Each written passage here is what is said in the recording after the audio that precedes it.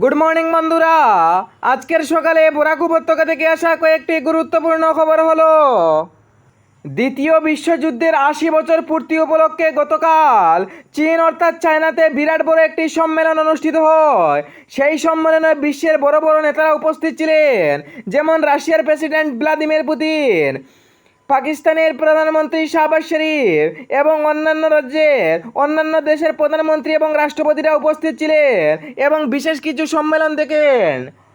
বিশেষ করে দ্বিতীয় বিশ্বযুদ্ধ আমেরিকা এবং জাপানের মধ্যে হয়েছিল এবং জাপানের দুটি স্থান হিরোশিমা এবং নাগাসাকিতে বোম নিক্ষেপ করেছিল আমেরিকা, এবং সেই দুটি স্থানে বোম নিক্ষেপ করার পর পারমাণবিক বোম নিক্ষেপ করার পর জাপানের দুইটি স্থান বিধ্বস্ত হয়েছিল।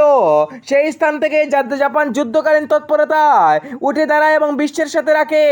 এই পূর্তি উপলক্ষে চীনও সাবধান করে দিয়েছে আমেরিকাকে, যাতে এই রকমের পরাশক্তি না দেখানোর জন্য। দ্বিতীয় বিশ্বযুদ্ধের পর এমন হুঁশিয়ারি দিয়েছে চীনের বিভিন্ন নেতারা।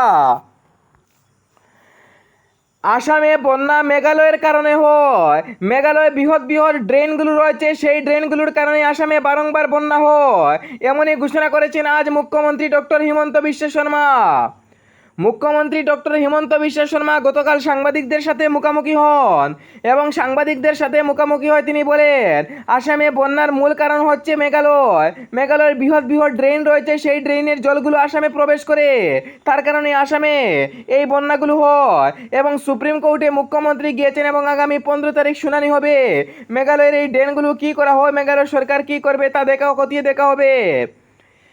আসামের মুখ্যমন্ত্রী হিমন্ত বিশ্ব শর্মা বারবার বিতর্কিত মন্তব্য করেছেন ইউএসটিএমের জন্য আসামে বন্যা পরিস্থিতি হয় বলে ঘোষণা করেছেন মুখ্যমন্ত্রী।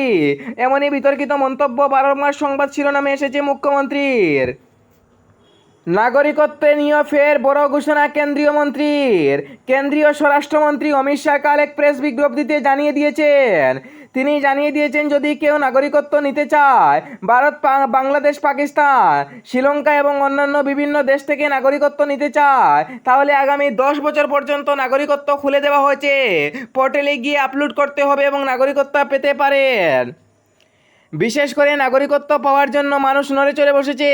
বিশেষ করে স্বরাষ্ট্র দপ্তর থেকে এক প্রেস বিজ্ঞপ্তিতে জানা গিয়েছে যে হিন্দু, শিখ, খ্রিস্টান, ইসাই এবং অন্যান্য ধর্মের মানুষ নিতে পারবেন নাগরিকত্ব, শুধুমাত্র মুসলমান ধর্মাবলম্বী নিতে পারবেন না। সেখানে কোনো মুসলমান ধর্মাবলম্বীরা নাগরিকত্ব নিতে পারবেন না বলে ঘোষণা করা হয়েছে। অর্থাৎ সব ধর্মের নাম ঘোষণা করা হয়েছে, কিন্তু মুসলমান ধর্মের নাম ঘোষণা করা হয়নি। এমনই এক প্রেস বিজ্ঞপ্তিতে গতকাল স্বরাষ্ট্রমন্ত্রী অমিত শাহ জারি করে দিয়েছেন, শুধুমাত্র মুসলিম ছাড়া অন্যান্য দেশ থেকে আসা সকল নাগরিকত্ব নিতে পারবেন ভারতে। আগামী 10 বছর পর্যন্ত পোর্টাল খুলে দেওয়া হয়েছে। স্বরাষ্ট্র দপ্তর থেকে প্রেস বিজ্ঞপ্তিতে এই নোটিশ জারি করে হয়েছে।